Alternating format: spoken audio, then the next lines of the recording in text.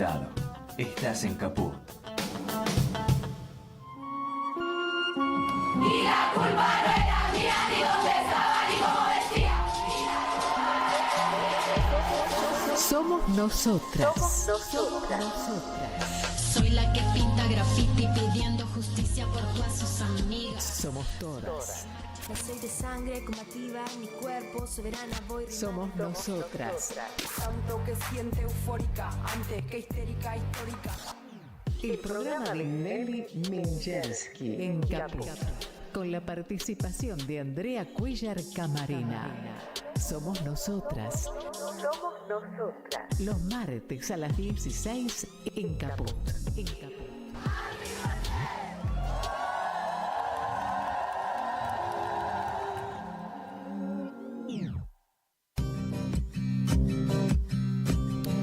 Hola, buenas tardes a todas, a todos, ¿cómo están?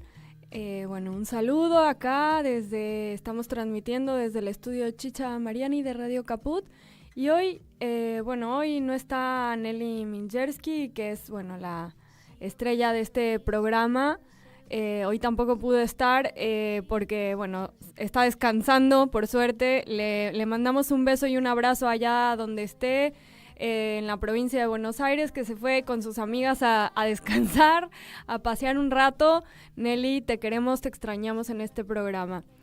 Y bueno, como les recuerdo, como casi todos los programas, que si aún no reciben Infosiberia, envíen un mensaje de WhatsApp al 11 28 67 90 78 y lo van a recibir todas las mañanas en su celular. Para quienes no saben, Infosiberia es un diario que, se recibe por WhatsApp todas las mañanas y a través del cual ustedes pueden, de manera rápida, en el trayecto de su casa a la escuela, al trabajo, informarse de las noticias más importantes a nivel nacional, con cobertura federal y también internacional. Así que, si aún no reciben Infosiberia, envíen un mensaje de WhatsApp al 11 28 67 90 78. Y el programa, la emisión anterior de este programa, tuvimos una entrevista con un colega abogado, que es Sebastián Obregón, abogado sindicalista, para, hablar sobre el fallo reciente que confirmó, el fallo, de segunda instancia, que confirmó aquel de primera instancia relativo a el amparo promovido por la CGT en contra de el decreto de necesidad y urgencia 340/2025 del 20 de mayo de 2025, por considerar, que viola el principio republicano de división de poderes y viola el derecho y principio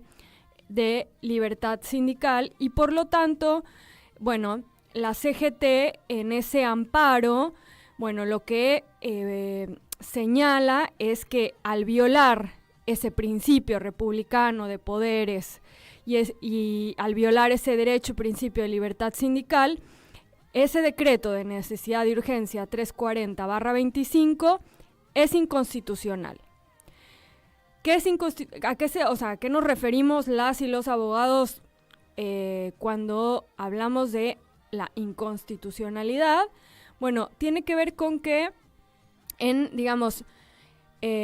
el sistema normativo, que es todo el conjunto de normas, de leyes que regulan la vida en sociedad en la Argentina, en concreto, ¿no? En este Estado-nación argentino, como en cualquier otro, pero estamos hablando en este momento del Estado-nación argentino, hay todo un sistema de normas, ¿no? Un conjunto de leyes, ¿sí?, que son las que, como decía, regulan las relaciones, ¿sí?, las relaciones entre las personas, las relaciones entre las personas y las empresas, las relaciones entre las personas y el Estado, las relaciones entre las empresas y el Estado, ¿sí? Y también los vínculos entre las personas en el ámbito privado, ¿sí? Todo ese sistema de normas que está, en una pirámide, ¿sí? Tiene como en el tope de la pirámide la Constitución, es decir, que todas las normas, ¿sí? Que se sancionen en la Argentina, sean leyes, sean decretos, sean ordenanzas municipales, constituciones de las provincias, bueno, tienen que estar dentro del paraguas de esa Constitución, es decir, que no pueden ir en contra del piso que establece, ¿sí?, la Constitución argentina, ¿sí?, porque la Constitución argentina es la norma máxima, ¿sí?, y a la par de esta Constitución están algunos tratados internacionales de derechos humanos que forman parte de ese bloque de constitucionalidad de esa Constitución en virtud de la reforma que se hizo en el año 1994, de esa reforma constitucional que jerarquizó, ¿sí?, que elevó al nivel de la Constitución a esos tratados internacionales de derechos humanos que están mencionados en el artículo 75, inciso 22. ¿Y cómo puede una persona que quiere conocer el contenido de la Constitución? Es muy fácil.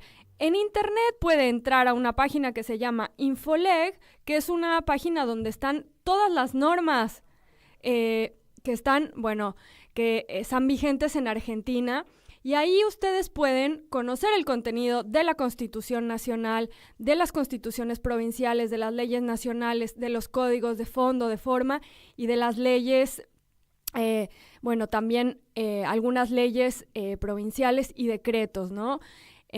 Así que, bueno, para hablar sobre esto, ya está Martín. Bueno, hoy, bueno, nos vamos a dar un lujo acá en este programa, somos nosotras, porque nos acompaña el abogado laboralista y abogado de la CGT, además profesor titular de Cátedra de Derecho del Trabajo de la Facultad de Derecho de la UBA, el doctor Pablo Topet. Buenas tardes, doctor, ¿cómo está? Hola, Andrea. Buenas tardes. Muy bien por aquí. Bueno, un gusto saludarlo. No sé si usted me ve, yo, Martín, no sé si puedo verlo, no sé si se podrá ver acá en la pantalla para poderlo ver. Hola, doctor. Yo sí, yo tengo acceso a tu escritorio y a vos misma, sí. ¿Cómo está? Buenas tardes. Muchas gracias por Muy aceptar la bien. invitación. No, gracias a ustedes. Bueno, acá estábamos primero haciendo una introducción casi didáctica, diría, para la audiencia de, bueno, en qué consiste el bloque de constitucionalidad argentino, ¿no? ¿Qué lugar tiene la Constitución en un Estado-nación? ¿Qué lugar tiene concretamente en Argentina los tratados internacionales de derechos humanos que están contemplados en el artículo 75, inciso 22?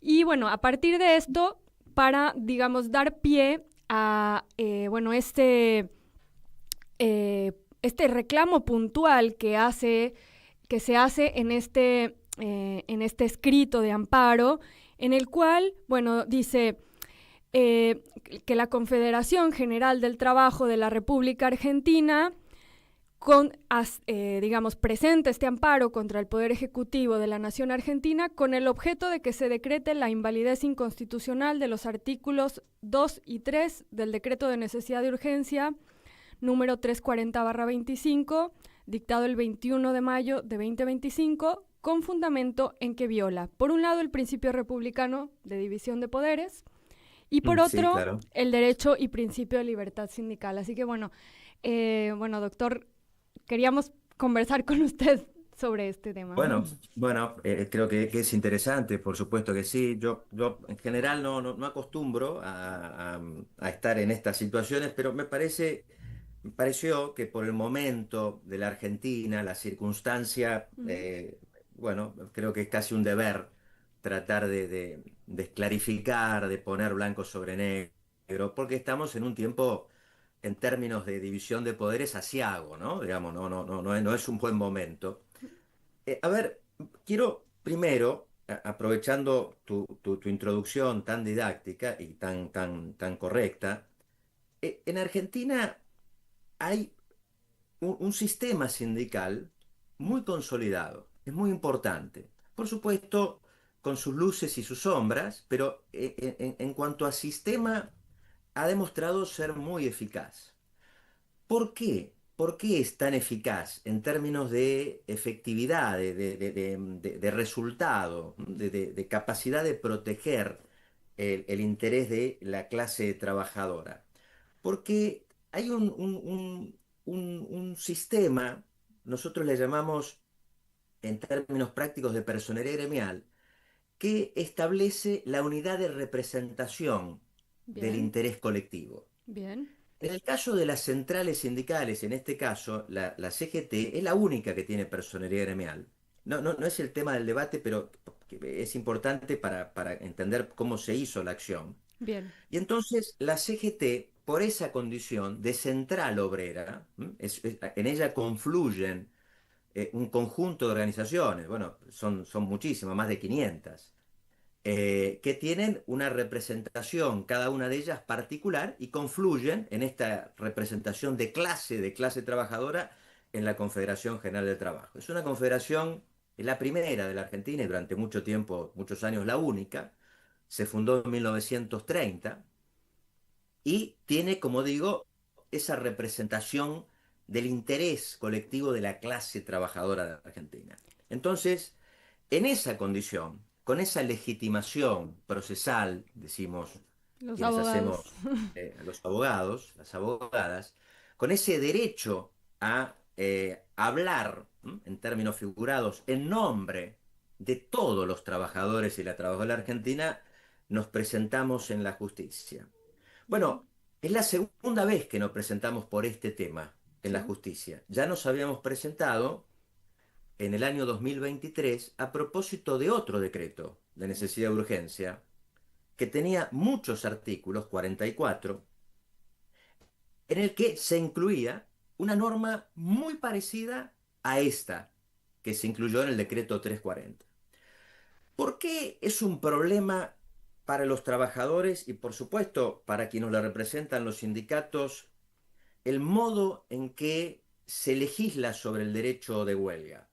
Es un problema porque la huelga es el mecanismo más potente, en términos de acción colectiva del que disponen los sindicatos.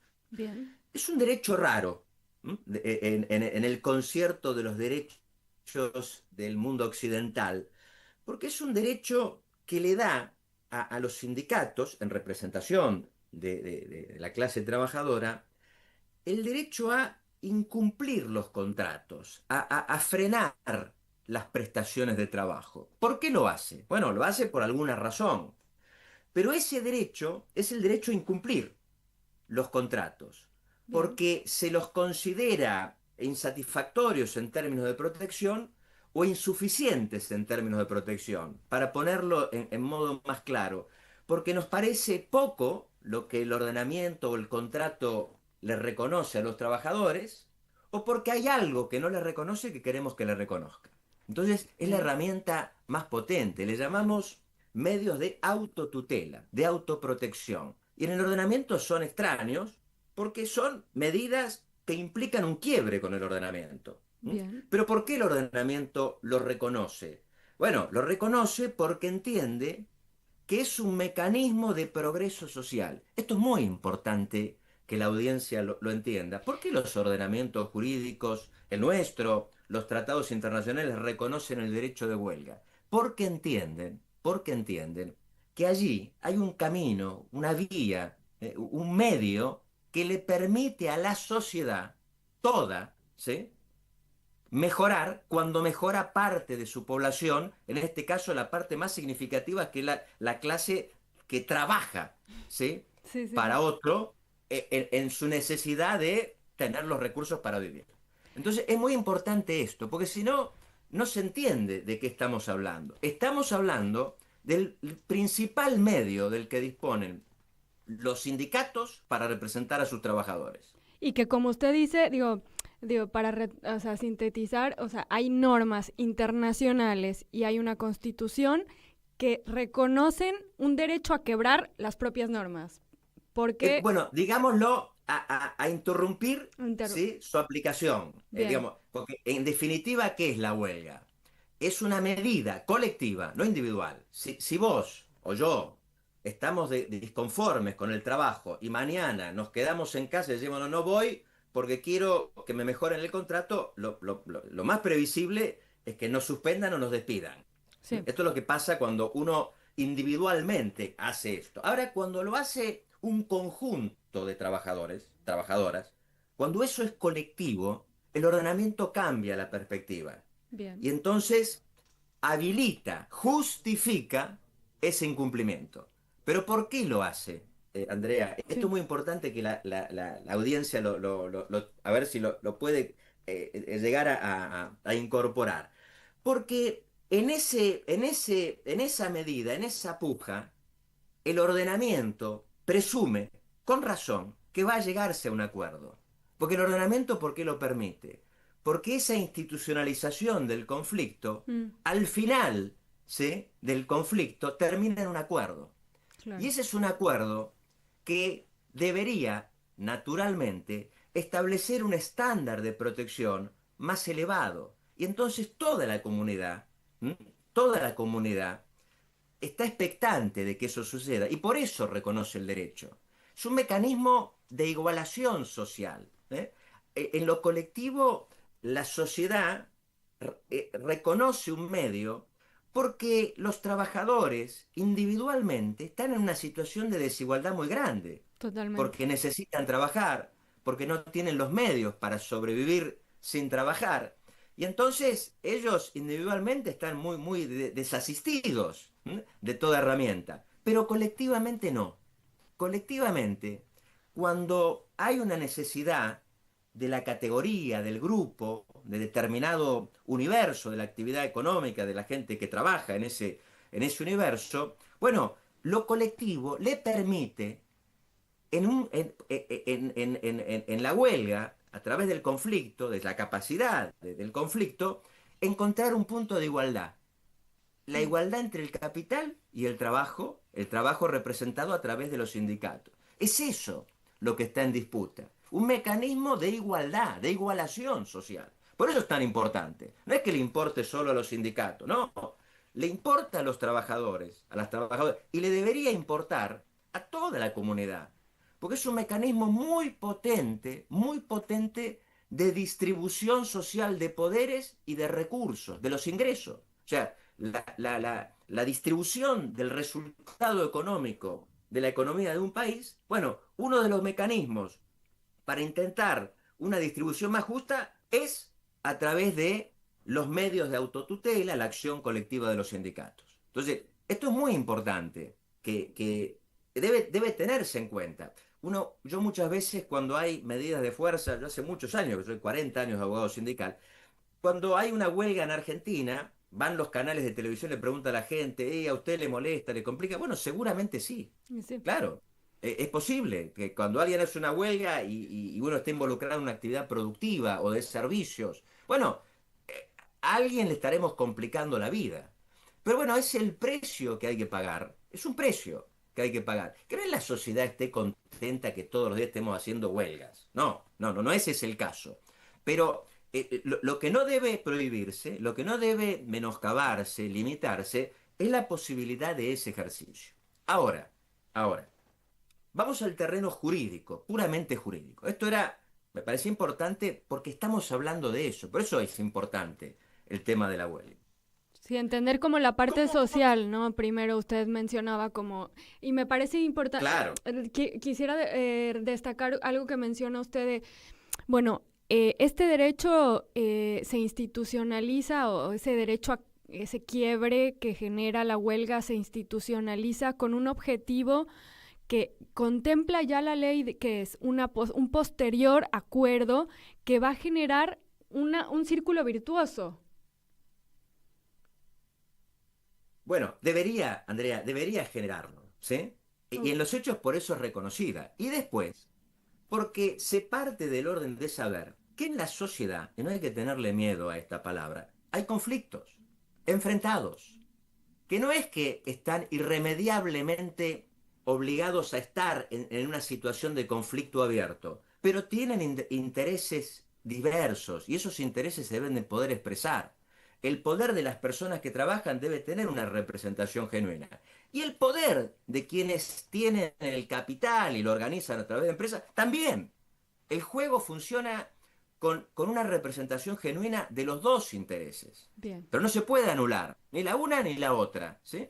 Por supuesto, el poder político, el gobierno de turno, allí tiene una capacidad de arbitrar y lograr consensos para que haya leyes. Pero además de eso, tiene que reconocer, ¿sí? El poder de turno, y este gobierno también, lo tiene que reconocer, que hay intereses en la sociedad, intereses conflictivos, que deben ser representados en libertad.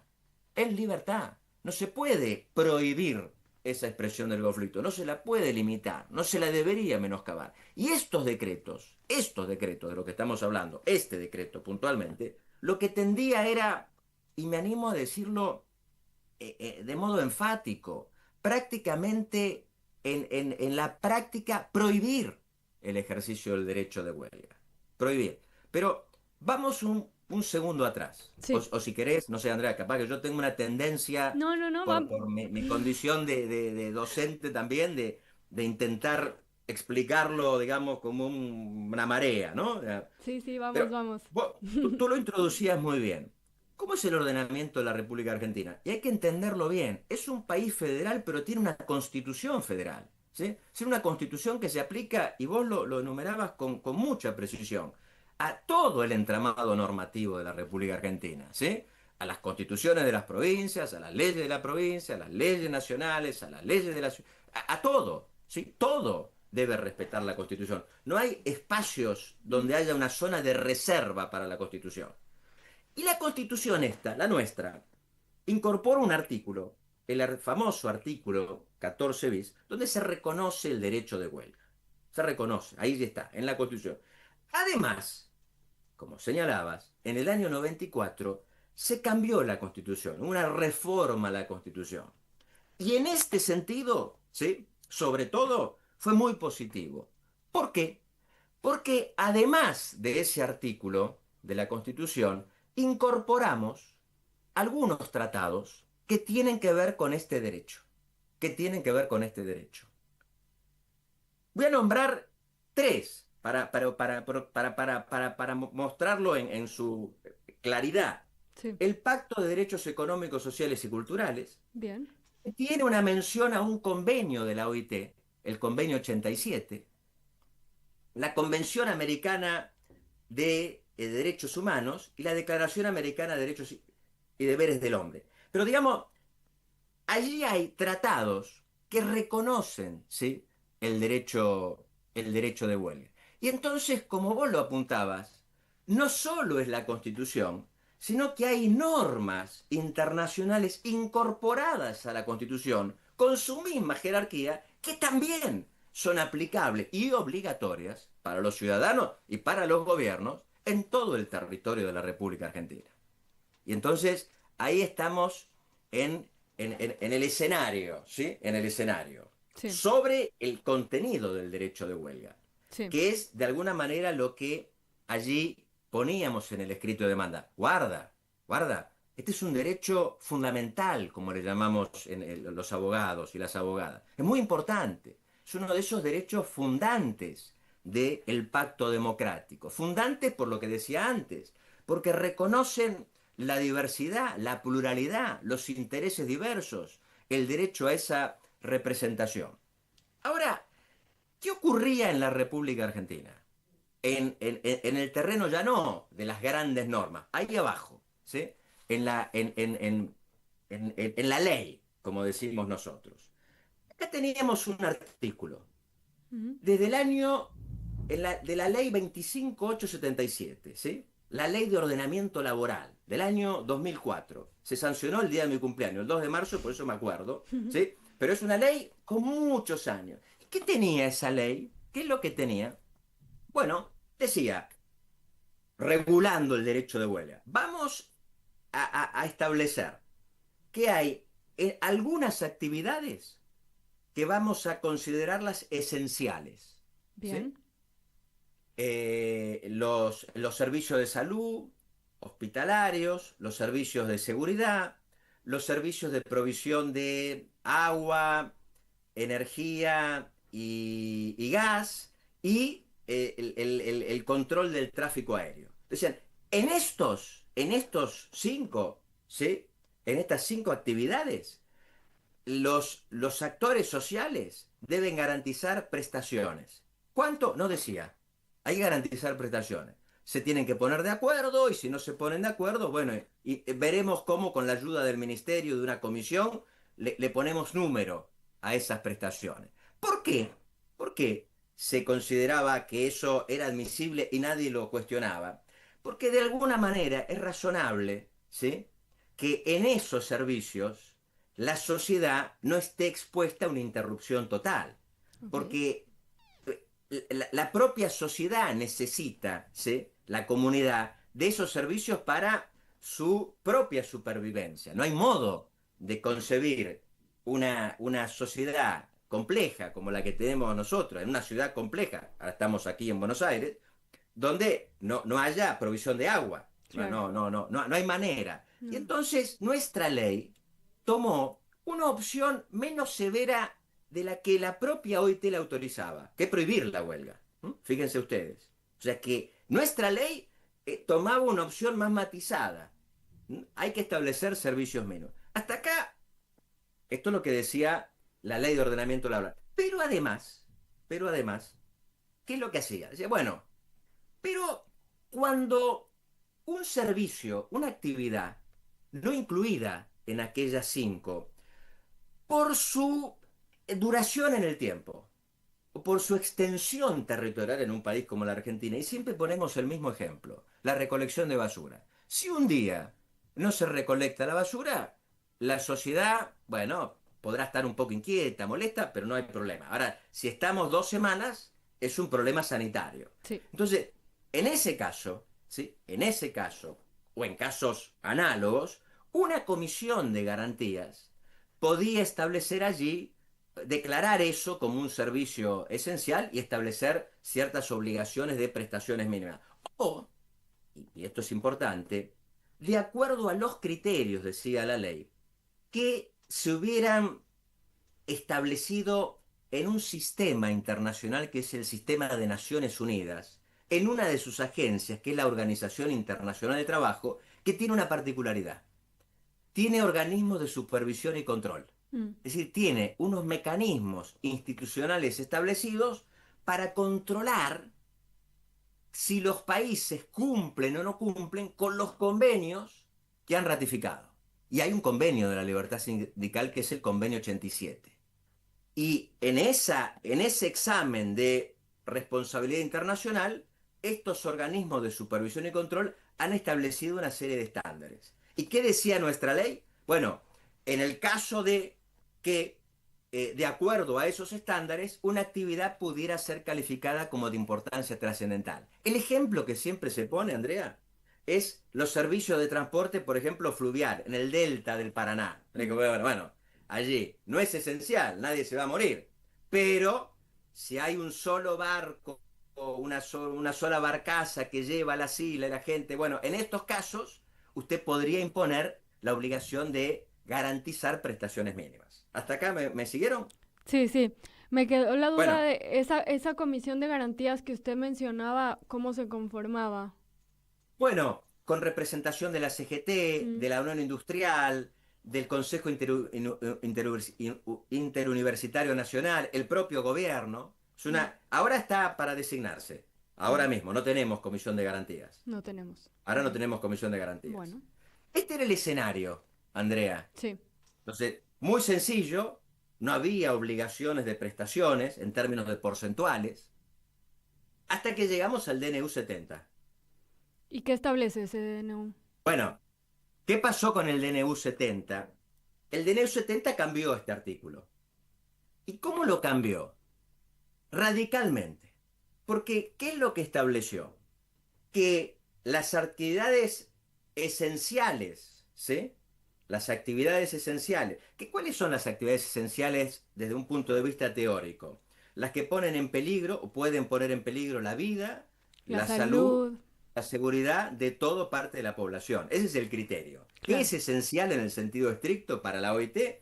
Aquello que puede poner en peligro esos tres bienes, por supuesto, importantísimos para la sociedad. Sí. Ahora, ¿qué hicieron en el DNU 70? Bueno, lo ampliaron.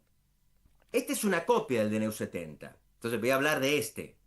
Pero el DNU 70 está suspendido por una acción que también presentó la CGT en el mes de enero del año 2020. La presentó en el 2023, pero la sentencia se dictó en enero del 2024. Y entonces eso está suspendido. Está suspendido. Tengo un colega muy amigo, Gustavo Ciampa, que dice, no, no hay que decir suspendido. Efectivamente, claro, está declarado de invalidez constitucional. Pero en los hechos, hasta que la Corte no lo diga, no lo resuelva, en términos prácticos, está suspendido en la aplicación. Pero efectivamente ha sido declarado de invalidez constitucional. Pero todavía falta esa instancia. Y entonces ahora con este decreto, con el 340, vuelven con un texto equivalente, igual al del 70. Y uno dice, pero ¿cómo hicieron esto? Bueno, de una manera muy desprolija, porque cambiaron todo el artículo, que ya había cambiado el 70, de la ley 25877, porque pusieron, a propósito de una ley que era de la Marina Mercante, porque este decreto regula la actividad de la Marina Mercante. ¿Por qué? Porque querían declarar esencial la actividad de la Marina Mercante. Y entonces, ¿qué hicieron? A lo que en el 70 habían incorporado como esencial, le agregaron lo de la Marina Mercante. ¿Y qué es lo que hace este decreto? Lo voy a leer para que ustedes adviertan Sí. la enormidad. Lo que antes era un conjunto de cinco actividades, ahora se transforma en un conjunto de 7 actividades. Lo que antes no especificaba cuántas prestaciones, ahora se establecen en un, por lo menos, el 75% de las prestaciones habituales. O sea que antes era una determinación aleatoria, ahora por lo menos hay que garantizar el 75%. Y se incluyen todas las actividades que teníamos en el texto original, pero se agregan farmacia, telecomunicaciones, servicios aduaneros y migratorios, el transporte marítimo, fluvial, el cuidado de menores y la educación, la aeronáutica comercial. Entonces, se ensancha el universo de lo considerado esencial y se impone una exigencia de prestación mínima casi equivalente a la imposibilidad de hacer huelga. Y después, ¿qué es lo que hacen? Lo que es una categoría estructurada, determinada en esos órganos de supervisión de la OIT, que la ley original contenía, pero no determinaba. Decía, bueno, la Comisión de Garantías podrá determinar, acá le ponen nombre y apellido. Y entonces incluyen 8 actividades incorporadas como servicios de importancia trascendental en las que se obliga, manu militari establecido por el decreto, se obliga a prestar por lo menos el 50% de las prestaciones mínimas. Entonces, fíjense ustedes de lo que teníamos a lo que tenemos. Pero quiero mostrarles algunas de las actividades para que ustedes vean la enormidad de todo esto, ¿no? Bueno, hay que garantizar la actividad industrial continua en la actividad del aluminio, la química y la cementera. Toda la cadena alimenticia y su cadena de valor. Toda la actividad alimenticia y su cadena de valor. Los hoteles, los restaurantes, todo tiene que garantizar el 50%. El comercio electrónico. ¿Por qué el comercio electrónico? ¿Cuál sería la importancia de garantizar el comercio electrónico? Toda la producción de bienes y servicios para exportación. Bueno, todo lo que era exportable era de importancia trascendental. Los bancos, los correos en el siglo XXI, los servicios logísticos, la reparación de aeronaves, ¿no? Bueno, esto para mostrar el sentido. Nosotros cuando hacíamos una evaluación de qué había acá, bueno, hay por lo menos 60 actividades. Y si tomamos toda la estructura de trabajadores de la Argentina, la actividad económica, era el 70-75% de la actividad económica de nuestro país que quedaba incorporada en esta norma restrictiva. Y la referencia a la OIT había sido retirada. Ya no había referencia a los órganos de supervisión y control de la OIT. una comisión que elaborará de acuerdo a criterios de pero ya sin la referencia eh, a la OIT. Bueno, la frutilla del postre. Entre esos servicios de importancia trascendental, esto lo guardé para el final porque sabía que podíamos tener una charla más así, muy puntillosa, afectar metas de recaudación asociadas a la política de equilibrio fiscal. Es decir, si el gobierno considera que una actividad está asociada a políticas de equilibrio fiscal, también se podían imponer medidas de restricción de la huelga. Y es esto lo que está. Nosotros, en la demanda, lo que dijimos son dos cosas. Primero, señor, en la Constitución del 94, ¿qué quiso hacer el constituyente? ¿Qué hicieron allí? Cuando incorporaron este artículo 99 en su inciso 3, limitar los decretos de necesidad de urgencia, que ya estaban por una construcción pretoriana. Entonces los constituyentes dijeron, vamos a ponerle un freno a esto. ¿Y cuál es el principio? Usted no puede hacer nada, señor Poder Ejecutivo. ¿Por qué? Porque hay división de poderes en la Argentina. Y entonces, para hacer algo de este tipo, tiene que ser imposible acudir al mecanismo de procedimiento de adopción de las leyes, o lo que usted tiene que dictar debe ser urgentísimo. Y esto, para la Corte Suprema, son situaciones de catástrofe nacional. Por ejemplo, una pandemia. Sí. Pero no cuando usted decide. Porque ¿qué es lo que dice el gobierno? No, la Constitución me da el derecho a mí a decidir cuando estamos ante una necesidad y una urgencia. ¿Y qué le dice la Corte Suprema? No. Usted puede hacerlo, pero nosotros lo podemos controlar. ¿Sí? Si usted lo hace, nosotros lo podemos controlar. No es una cuestión que escape al ámbito de examen del Poder Judicial. Y esto, la Corte Suprema ya lo ha dicho en varios precedentes. En 1999, en 2010 y en 2021. Ya lo había dicho. Pero ¿sí? el Son Ministerio, casos muy famosos. pero el Ministerio de Trabajo lo alegó, ¿no? Digamos, Claro, en la claro, contrademanda. En su claro. escrito dice que el Poder Judicial no puede entrar en Bueno, una revisión que no tiene esa posibilidad. Bueno, exactamente. ¿Y qué le dice la jueza? No. No solo no podemos, sino que debemos claro, hacerlo. es obligación. Debemos hacerlo. Y porque si no, no hay división de poderes. Y Y sí. con el argumento suyo, bueno, cerremos el Congreso. Y sí. Porque ¿qué decía? Hay una crisis social y económica. Entonces la jueza le dice, bueno, cerremos el Congreso. Tendríamos que cerrar el Congreso con su argumento. Y entonces le dice, señor, usted no puede dictar disposiciones legislativas bajo ningún concepto, excepcionalmente. Si usted lo hace, y si usted lo hace, nosotros vamos a controlar el mecanismo. Y Claro. después el gobierno empieza con una cosa diletante, porque dice, bueno, acá el que tiene que controlar es el Congreso, porque hay una comisión bicameral. ¿Y qué dice la jueza? En este caso, uno, el Congreso, el día que usted publicó en el boletín oficial estaba funcionando el Congreso. De hecho, había convocadas comisiones, ¿sí? Y se iba a sesionar en plenaria. Entonces, primera cuestión. Y después, el hecho de que el Congreso y la Comisión no lo trate, no implica automáticamente que eso tenga que permanecer vigente. El Poder Judicial lo puede controlar. Haya intervención o no haya intervención de la Comisión Bicameral. Y si hubiera habido intervención de la Comisión Bicameral, también el Congreso puede determinar. Y si primero intervino el Poder Judicial, la Comisión Bicameral no puede decir que es constitucional lo que el Poder Judicial ya dijo que es inconstitucional. ¿Se entiende? Sí, Entonces, porque el Poder Judicial y- justamente tiene esa facultad, pero es su claro, obligación, el control de constitucionalidad. exactamente es así. Exactamente es así. Y claro, estas decisiones, esta de la Cámara Nacional de Apelaciones del Trabajo, nota al pie, muy atacada por los medios de comunicación, por el gobierno, injustamente atacada.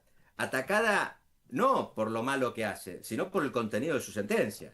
Cuando digo lo malo que uno podría reprochar, bueno, la justicia funciona lenta, pero en este caso no le reprochan lo que no está bien, le reprochan lo que sí está bien. Que haga en tiempo oportuno lo que tiene que hacer, es el control de la Constitución.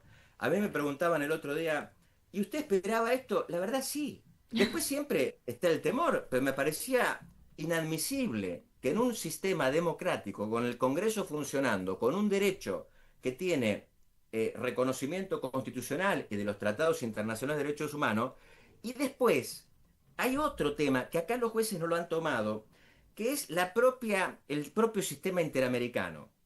Hay una opinión consultiva, la opinión 27 del año 2021, sobre la libertad sindical y la cuestión de género, muy importante, que confirma, ¿sí? Es un derecho indisociable, es un derecho fundante, es un derecho que soporta, digamos, es estructural del sistema democrático, ¿no? No se puede ligeramente de un plumazo en un gesto autoritario, porque son gestos autoritarios, son gestos autoritarios, ¿eh? Son gestos de desprecio del el sistema de distribución de poderes, de desprecio de la norma internacional, ¿eh? Y por supuesto, de desprecio de la capacidad de representación en nuestro caso, de la clase trabajadora de Argentina, ¿no? Sí, también diría, doctor, no sé qué piensa, un desprecio de un derecho que se conquistó hace, digo, con luchas de más de 100 años. Digo, Bueno, pero no, Andrea, sin ninguna duda. Bueno, es un gobierno. ¿Por qué a mí? Porque yo creo que estamos en un momento donde hay también una conversación democrática, y por eso hay que involucrarse en estos encuentros y tal y tal. Porque está en disputa no solo el derecho, la idea de justicia social. O sea, para el gobierno, la justicia social es un robo que le hacen los pobres a los que han sido inteligentes para generar una riqueza. Bueno, hemos retrocedido literalmente 100 años. Hay una política normativa muy antisindical. El decreto, el DNU tenía normas muy antisindicales, esta incluida, y después la ley Bases ha incluido un artículo sobre la injuria laboral, que es la razón por la cual, en este caso, los empleadores pueden dar por terminado un vínculo sin obligaciones indemnizatorias, es decir, porque hay una causa, vinculado al ejercicio de la acción colectiva de autotutela. Muy problemática. Es decir, que hay una política normativa, a mi juicio, absolutamente contraria a la Constitución y a los tratados, pero bueno, que también se solapa con una política discursiva que pone en entredicho, bueno, la necesidad de garantizar el derecho de huelga, la necesidad de tener un continente que ordena todo, que es la justicia social, que aparte también está en la Constitución, ¿no? Pero digamos, entonces, hay acá un debate democrático bueno, que obliga a explicar lo que pensamos que ya era parte de un patrimonio común. Bueno, para algunos eso no es parte del patrimonio, y entonces creo que tenemos que tratar de, bueno, explicar por qué sí es y debe seguir siendo. totalmente, doctor. Bueno, yo le agradezco muchísimo esta conversación. Para mí fue, para nosotros acá desde el programa y desde la radio, un honor y un placer conversar con usted. Bueno, Muchísimo. gracias a ustedes, Andrea, y discúlpenme quizá un exceso No, no, de no. verborragia, pero realmente es un momento bravo, ¿no? Un momento muy bravo. Sí, totalmente. Y como dice usted, es un momento que exige un compromiso, bueno, eso, con la democracia, con el sistema democrático, y que creo que el camino es este diálogo, ¿no? Abrir a estos espacios de diálogo, de pedagogía, de conversación, que realmente creo que ahí es donde reside la construcción, ¿no? De una libertad en, en el marco de un sistema democrático. Bueno, coincidimos totalmente. Todos queremos la libertad, ¿eh? Todos queremos la libertad. Pero para que haya libertad, tiene que haber sindicatos, tiene que haber derecho de huelga, tiene que haber negociación colectiva, tiene que haber justicia social. Si no, es una libertad teórica, ¿sí? Muy Totalmente. teórica. Bueno, muchas gracias, doctor. Gracias a ustedes, Andrea. Buenas Muchísimas tardes. gracias. Buenas tardes. Hasta luego. Hasta luego. Bueno, un gustazo que nos dimos acá en Somos Nosotras. Conversamos con el doctor Pablo Topet, abogado laboralista, sindical, abogado de la CGT, de la Confederación General del Trabajo de la República Argentina, a propósito, bueno, de el amparo promovido por la CGT para, denunciar la invalidez constitucional de los artículos 2 y 3 del Decreto de Necesidad de Urgencia 340/25. Bueno, se nos acabó el tiempo, ya ni música pudimos escuchar, pero la próxima semana está acá Nelly. Yo me despido de ustedes y no voy a estar unas semanitas porque me voy de vacaciones, me voy a descansar, a ver a mi familia a México, pero va a estar acá Nelly, que es, bueno, la estrella de este programa. Y bueno, nos veremos por acá más adelante. Les mando un beso, un abrazo y que tengan buena semana. No habrá manera, mi rayo de luna, que tú te vayas.